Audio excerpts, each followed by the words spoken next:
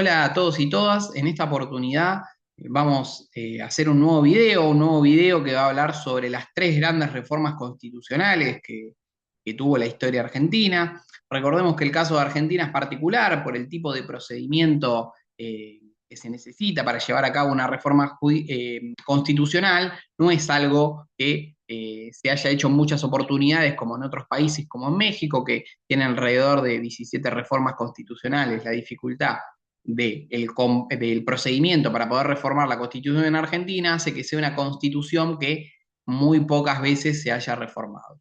Bueno, partiendo de esta base y habilitando a este título, ¿de dónde partimos? Bueno, un poco esta filmina, esta diapositiva de dónde partimos, era para refrescar un poco los conceptos que nosotros tenemos y de las premisas de donde nosotros ya partimos para abordar este tema. Bueno, en primer lugar, obviamente, derecho constitucional, sabemos que tenemos una constitución nacional.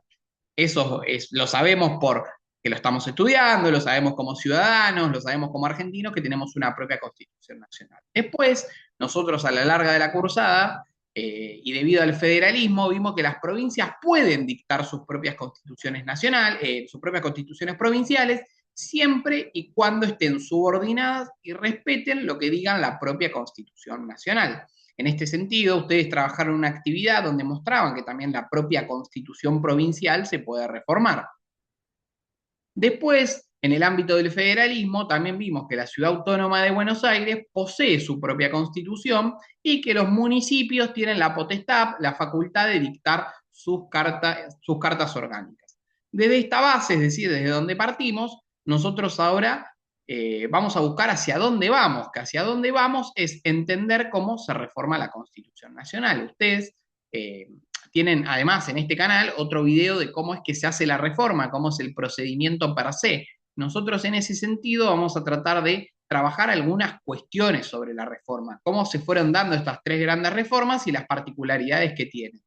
Pero antes, lo que nosotros vamos a entender es que hay algo que se llama poder constituyente y poder derivado. El poder constituyente originario y el poder constituyente derivado. Este poder constituyente originario, como lo dice la palabra, es por original, es por ser el primero. Nosotros habíamos visto en la clase y también en el canal que tienen otros videos que en 1853 se va a sancionar la primera Constitución Nacional Argentina, donde se adhirieron 13 provincias de las 14 que existían en ese momento. De esas 13 provincias, la número 14 que nos adhirió fue Buenos Aires, que era un estado federal que recién se va a sumar en 1860.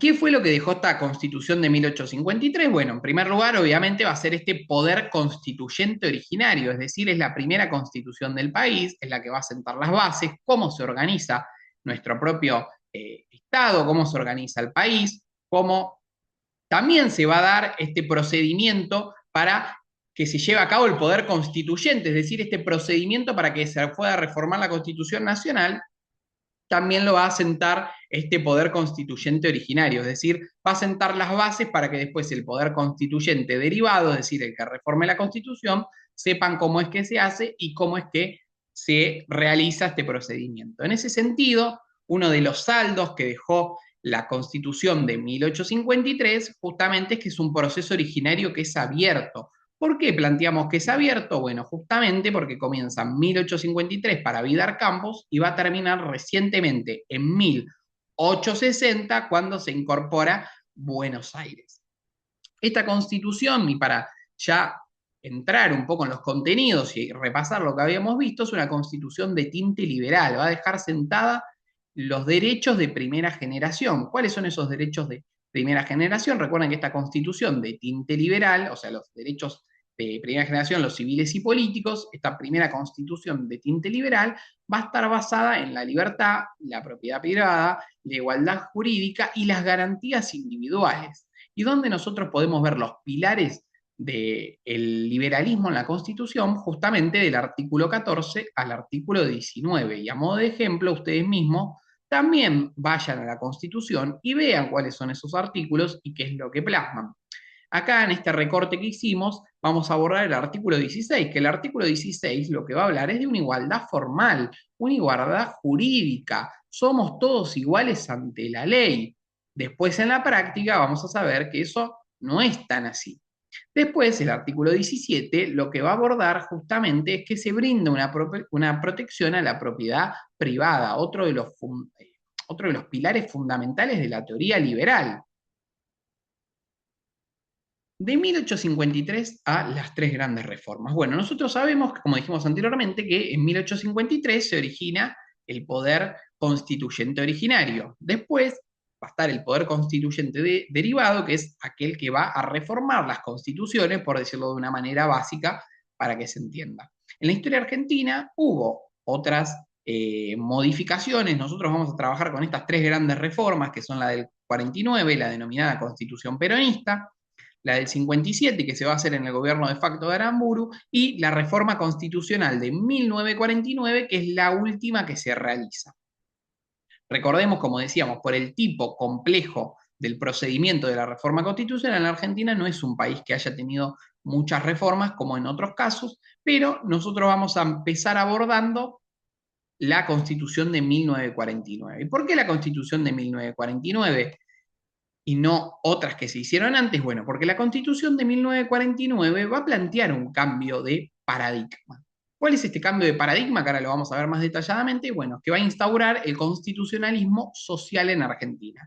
El de 1853, el poder constituyente originario sentó las bases para una constitución y una democracia liberal. Bueno, la Constitución del 49 ya va a estar pensado en un constitucionalismo social, es decir, expresar como jerarquía constitucional los derechos sociales. Para entender la Constitución del 49, nosotros tenemos que entender cómo es que se reforma la Constitución. Sabemos que el artículo 30 va a plantear dos grandes partes, la etapa preconstituyente y la etapa constituyente.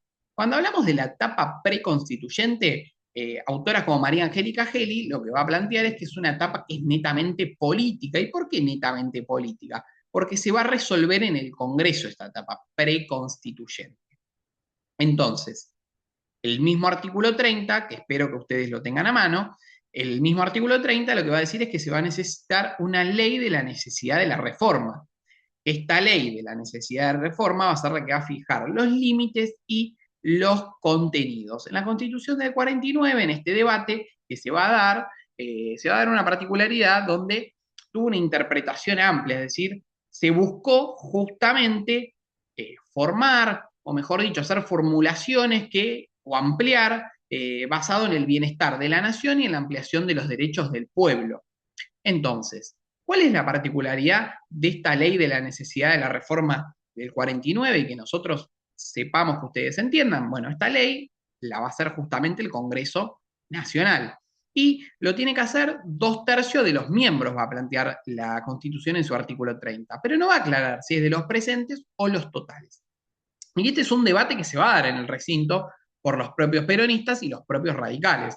Los propios peronistas lo que iban a plantear es que tenía que ser con el 2/3 de los miembros presentes. Los radicales, en oposición y en contra, decían, no, me parece que tienen que ser 2 miembros de los totales. Y se va a dar esta discusión de los 2/3 de los miembros totales, que finalmente, por una cuestión de la costumbre, va a terminar triunfando 2/3 de los miembros presentes. El peronismo se va a imponer y va a salir la ley de la necesidad de la reforma con 2/3 de los presentes. Si bien la Constitución no expresa si es de los totales o de los presentes. Pero por la costumbre, como se había hecho anteriormente, se eligió que se haga por 2/3 de los miembros presentes. Bueno, una vez que es aprobada esta ley de la necesidad de la reforma, que va a fijar los límites y los contenidos, se va a convocar a elecciones de convencionales constituyentes. ¿Qué es esta elección de los convencionales constituyentes? Bueno, los convencionales constituyentes va a ser ese órgano que es creado para reformar la Constitución Nacional, o sea, se crea solamente para ese efecto, y por lo tanto, una vez cumplido ese efecto, se va a tener que disolver. En ese caso, el Partido Peronista iba a tener una legitimación por parte del pueblo. Recordemos que por el principio de soberanía popular, las elecciones de los convencionales constituyentes se hace por voto popular.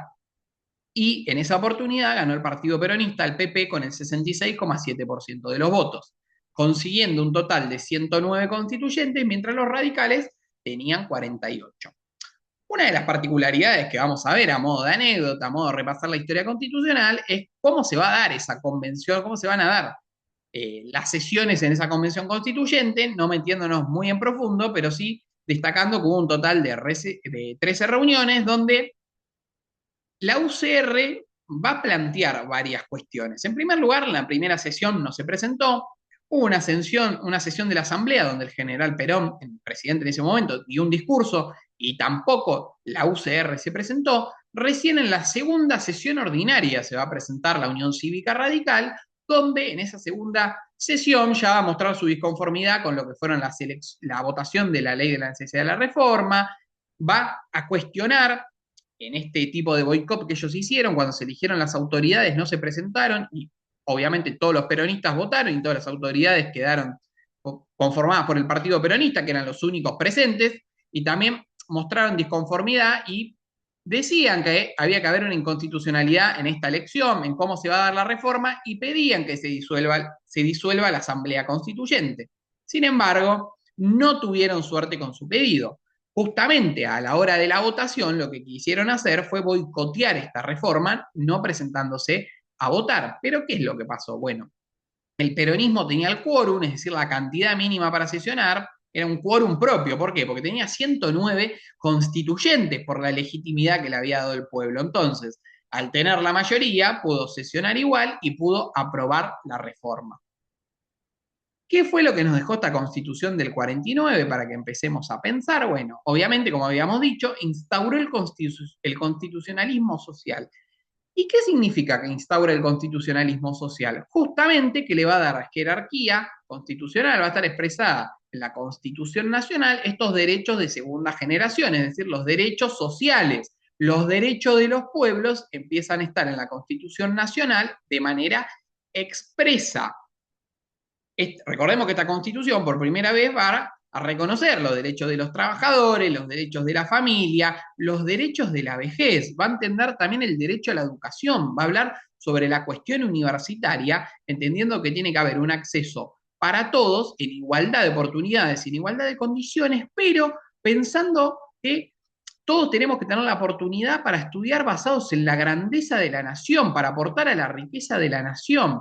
Entonces el Estado va a asumir un rol activo en la reducción de las desigualdades que existen en el día a día. Y otra de las cuestiones, para no ser ajenos, es que también esta reforma constitucional tiene una cuestión y un tinte político. ¿Cuál es ese tinte político? Que va a venir a dejar de lado la constitución liberal. ¿Por qué? Porque para Perón, la democracia liberal, que es la democracia que nosotros vivimos hoy en día, la democracia liberal había llegado a su fin. La democracia liberal no servía más porque beneficiaba a unos pocos.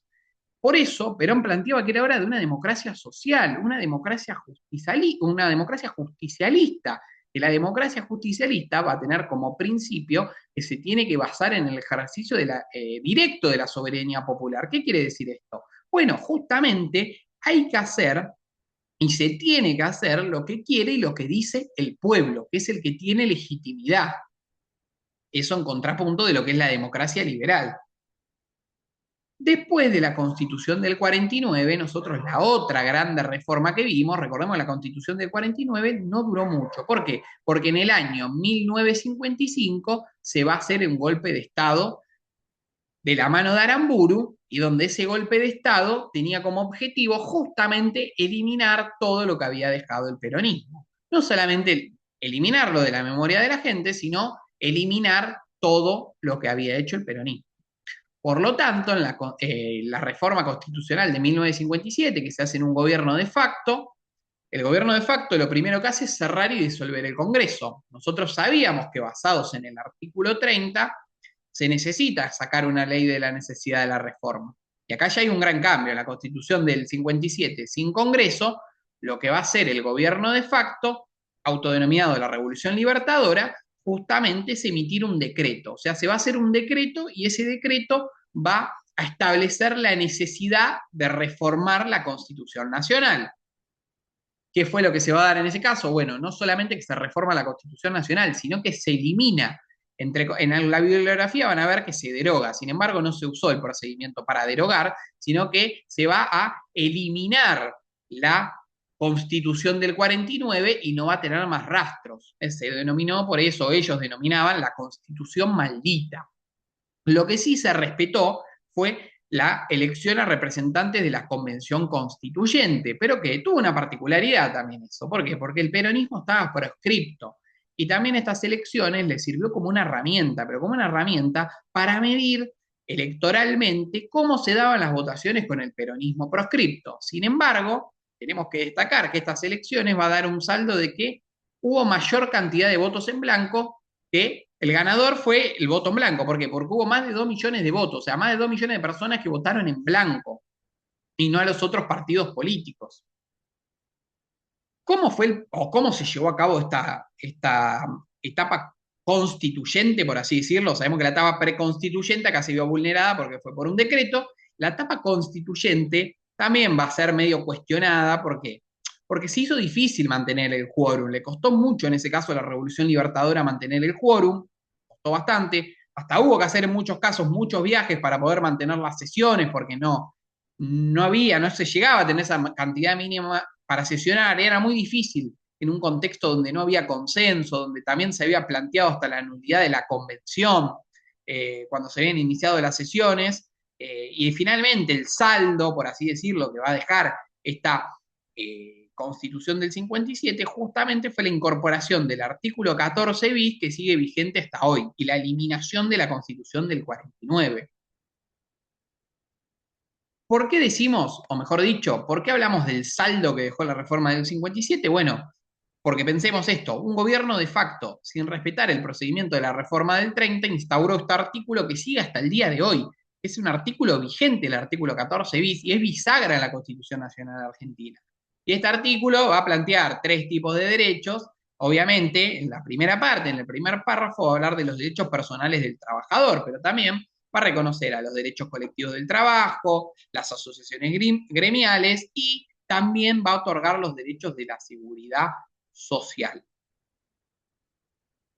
Después, otro de los procesos que nosotros vamos a analizar va a ser justamente el de la Constitución de 1994. Nosotros vimos que en el 49 ya se daba una primera cuestión, para que recordemos que se cuestionaba la manera de los votos y era sobre miembros presentes y totales. En el año 57, la etapa preconstituyente no estuvo porque el Congreso estaba disuelto y se convocó a través de un decreto a la necesidad de la reforma constitucional. La etapa del 94, o mejor dicho, la Constitución que se va a sancionar en 1994, también va a tener sus particularidades. En primer lugar, me gustaría que nosotros también entendamos que Argentina está inserto en un mundo que es ancho y ajeno, como decía el escritor Ciro Alegría, el escritor peruano Ciro Alegría. Estamos insertos en un mundo que es ancho y ajeno. ¿Y qué significa eso? Bueno, nosotros tenemos que pensar a Argentina también desde la política internacional, desde dónde estaba inserto en el mundo. La década de los 90 se va a caracterizar a niveles geopolíticos porque es una época donde triunfa un sistema unipolar, es decir, donde va a triunfar el capitalismo y donde Estados Unidos va a ser el gen dominante, va a ser el país dominante. El capitalismo triunfa como sistema político, social y económico, ya que en el 89 cae el muro de Berlín y después posteriormente se va a disolver en la década de los 90 la Unión Soviética, que era el otro polo opuesto, que era el comunismo. Es decir, el capitalismo termina siendo el sistema dominante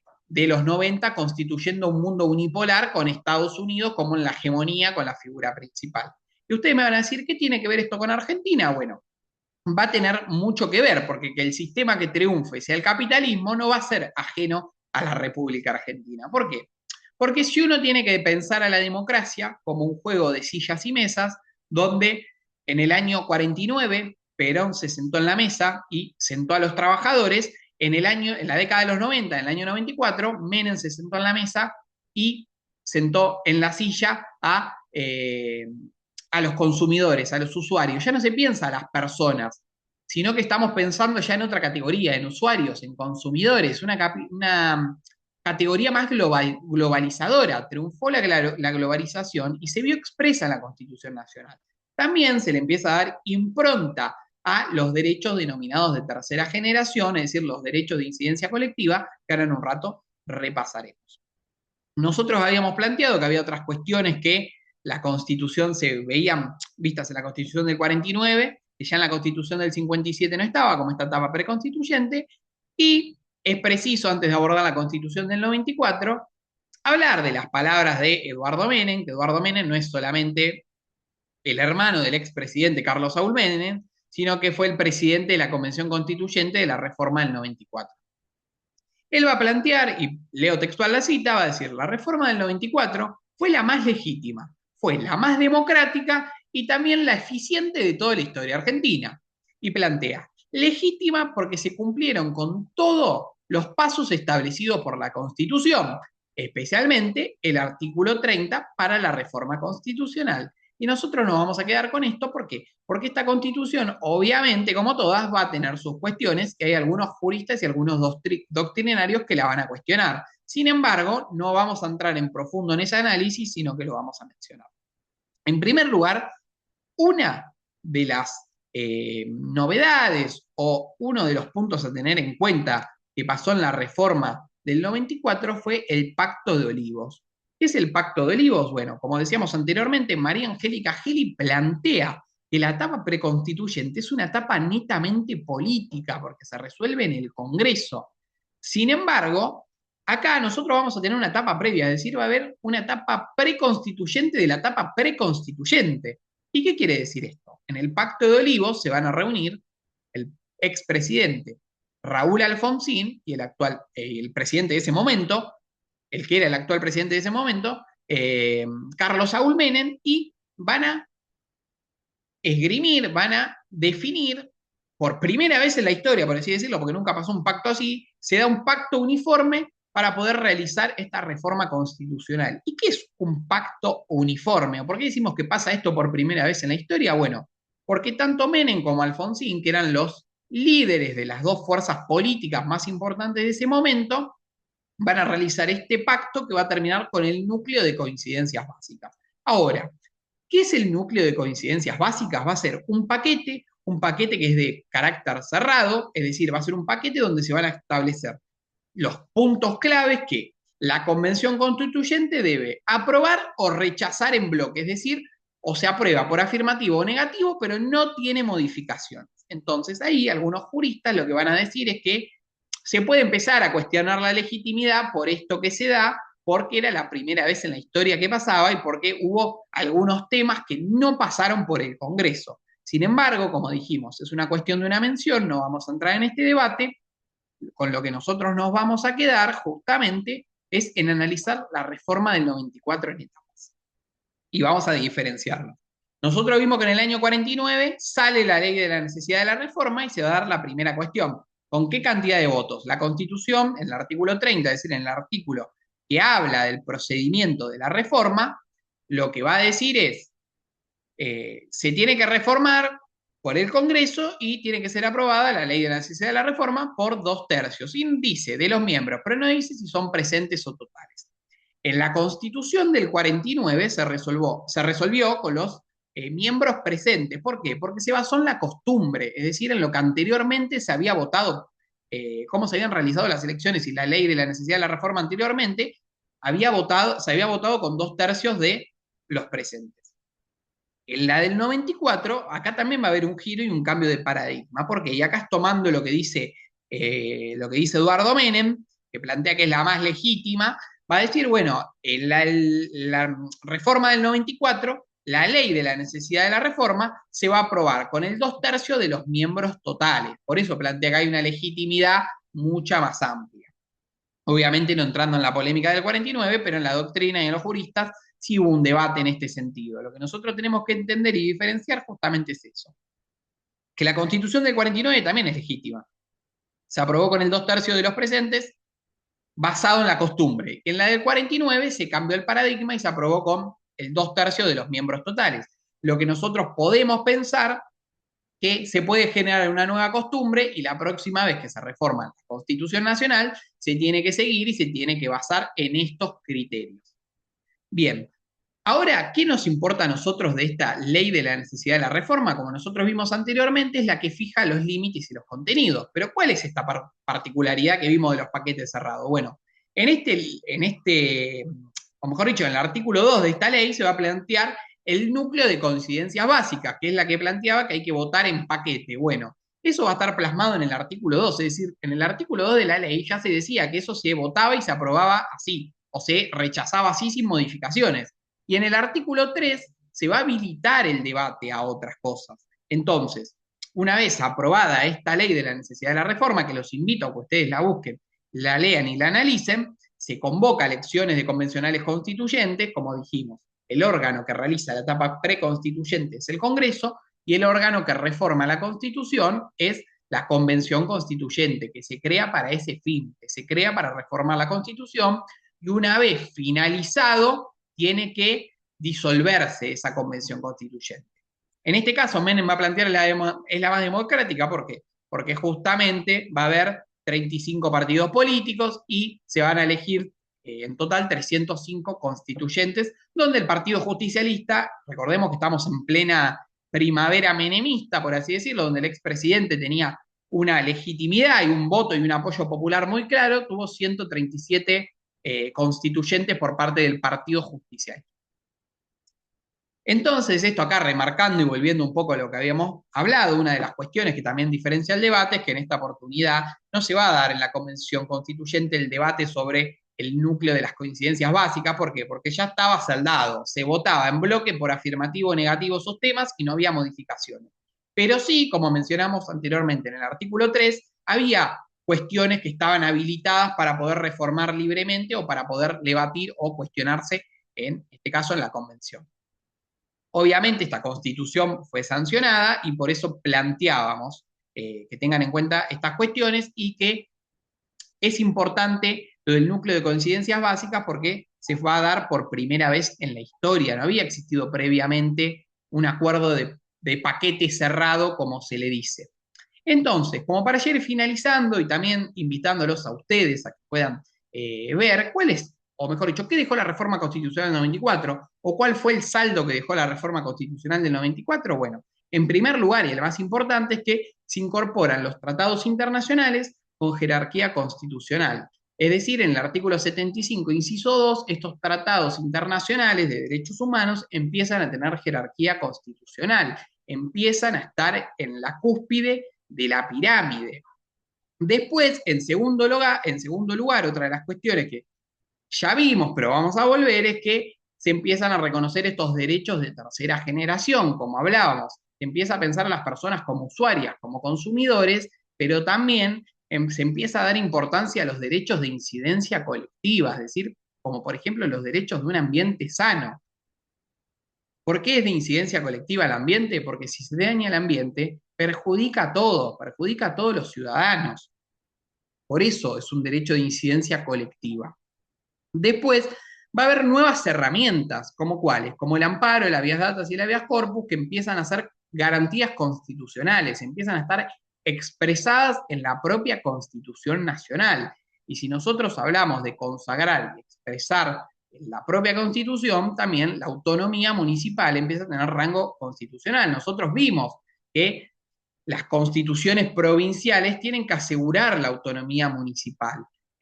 Esto nace justamente, lo vimos en la unidad de federalismo, y nace justamente a partir de la reforma del 94. Como también hay que asegurar la autonomía de la ciudad autónoma de Buenos Aires. Recordemos que en ese momento la ciudad autónoma de Buenos Aires, en la década de los 90, era un municipio, no era una ciudad autónoma como hoy, y tampoco tenía el peso político ni el peso económico que tiene hoy en día la ciudad autónoma de Buenos Aires, que muchas veces se da el debate. ¿Es una provincia? ¿Se puede asimilar a una provincia o no? Bueno, no. Es una ciudad autónoma de Buenos Aires, es la ciudad autónoma de Buenos Aires y es la única ciudad autónoma que tiene la Argentina, con sus particularidades, que hoy en día es un híbrido, por así decirlo. Después, como para ir finalizando, y me parece que no es ajeno, otra de las cosas que empieza a tener rango constitucional es justamente que se le da reconocimiento constitucional a la soberanía sobre las Islas Malvinas, Georgias del Sur, Sandwich del Sur y a los espacios marítimos, en conjunto con los espacios marítimos. Esto es importante destacarlo porque a partir de la reforma del 94 empieza a tener rango constitucional, es decir, es derecho y es obligación del Estado argentino, es irrenunciable. El Estado argentino tiene reconocimiento y plantea que hay que seguir luchando por ejercer la soberanía que son, de estos espacios que son propios. A modo de cierre y a modo de anécdota, nosotros vimos que la Constitución de 1853, de tinte liberal, la que gana Alberdi, y después las consiguientes no hablan sobre estas cuestiones, pero hubo un anteproyecto en el año 1852 de Pedro de Ángelis, la mano derecha de, en ese momento, Juan Manuel de Rosas, que él va a plantear que Argentina, en uno de sus artículos 5, si quieren búsquenla porque está, va a plantear que Argentina tiene ejercicio de la soberanía, tanto en 1852 en las Islas Malvinas, tiene ejercicio de la soberanía en una parte del Estrecho de Magallanes, en Tarija, y obviamente se resguardaba la posibilidad de que Paraguay vuelva a ser parte del territorio argentino. Pero ya en 1852, si bien no fue una constitución posible, se hablaba de soberanía, en el año 1994 quedó saldado dándole esta reconocimiento y esta jerarquía constitucional a la que la cuestión Malvinas es una causa que es argentina y es irrenunciable. Desde ya muchas gracias, espero que les haya gustado el video y obviamente seguiremos haciendo videos sobre las cuestiones de la cursada.